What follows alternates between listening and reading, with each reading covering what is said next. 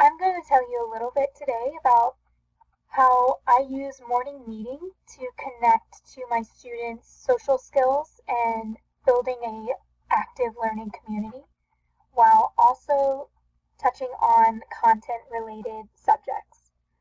So notice that the way that I plan for morning meeting, I chunk it based on Monday, Tuesday, Wednesday, Thursday, Friday, and I have specific skills and targets. My skills that you work on through morning meeting is cooperation, assertion, responsibility, empathy, and self-control. And at the basic level, these are the foundational social skills that you want to impart on your students through morning meeting activities. And I also connect them to content targeting Monday is my math, Tuesday is science, Wednesday is religion, Thursday is ELA, and Friday is social studies. And I'll get in a little bit more to unpack that for you later. But first, an overview of what morning meeting is. There are 4 components. There's the greeting, the share, the activity, and then the message. And my message cut off a little bit, so I'm going to scroll down. And typically with morning meeting, you have a specific station or a place in your classroom where your students will meet, and there are specific procedures that should be put in place. And remember that the goal is to be building a welcoming learning environment for your students while getting them ready and able to participate in the academic part of your day. So the way that I put this into, let me move that a little bit. The way that I put this into ACE template is I try to form it based on what we've learned as a structure of students will be able to and students will. And I focus on incorporating social skills as well as the main target of that day. And because this is a Monday morning meeting, I'm focusing on a skill that we are going to be practicing in a lesson later that day. So students will be able to identify properties of multiplication through social skills of cooperation and self-control. That's going to be my main target. And I am going to focus on other aspects of math, as you will notice in my activity. But the overall target that I want my students to work on is jogging their memory on properties of multiplication, which we will be using in a number talk later that day. So the first thing is the morning meeting should be about 20 minutes. And understanding that in your morning routine there are certain procedures that you have in place, this should be a specific procedure where students will be entering the morning meeting with a calm demeanor. So I have that as the first 2 minutes. I call students individually and I monitor how they come to morning meeting. After that first initial 2 minutes where we're getting settled in the circle, we have our greeting. And the way that I put this in our template is I put the greeting for the student learning task, and then the method is that the teacher is establishing procedures and also participates in the greeting.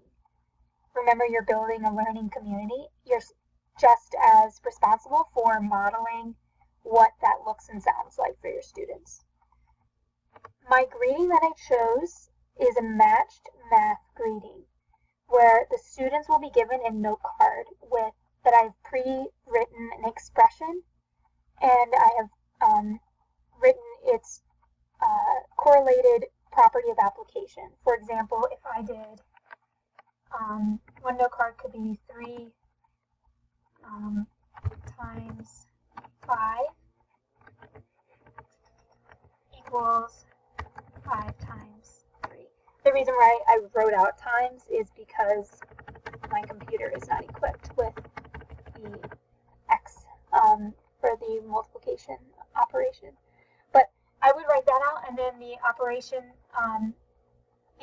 property would be 3 times 5 equals 5 times 3. That would be the commutative property of multiplication.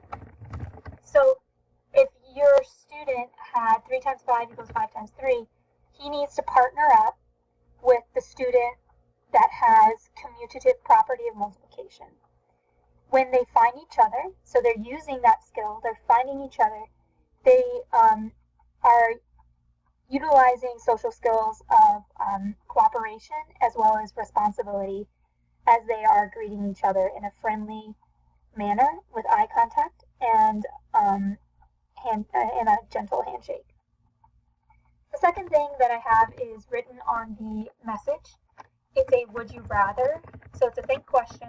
Would you rather multiply or divide?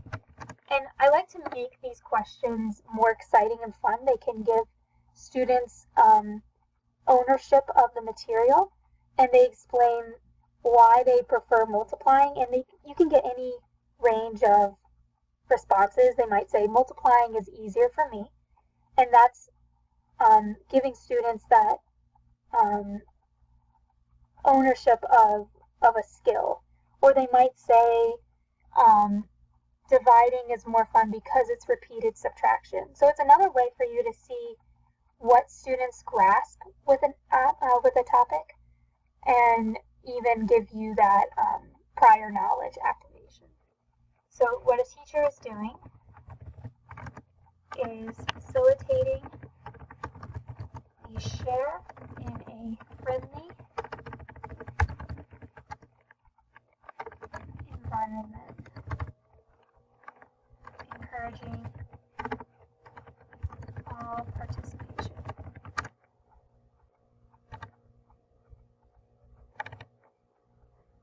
The next thing is, so we've had our greeting, our share, and now it's the activity. And activity takes a little bit longer, so I'm going to allot 8 to 10 minutes, depending on how many rounds we can go through.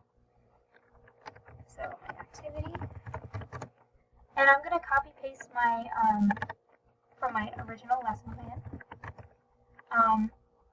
What the structure for this activity is, it's called Pica Fermanata, and it works on building place value and accessing place value. It's a really good early in the year activity. So I'm going to place that here. And the way that it works is there will be one student that has a number, and it's a 4-digit number, and they write it on a slip of paper that nobody else knows. And I model. Interactive modeling is crucial for this. Interactive modeling is setting the expectations of what the activity looks like.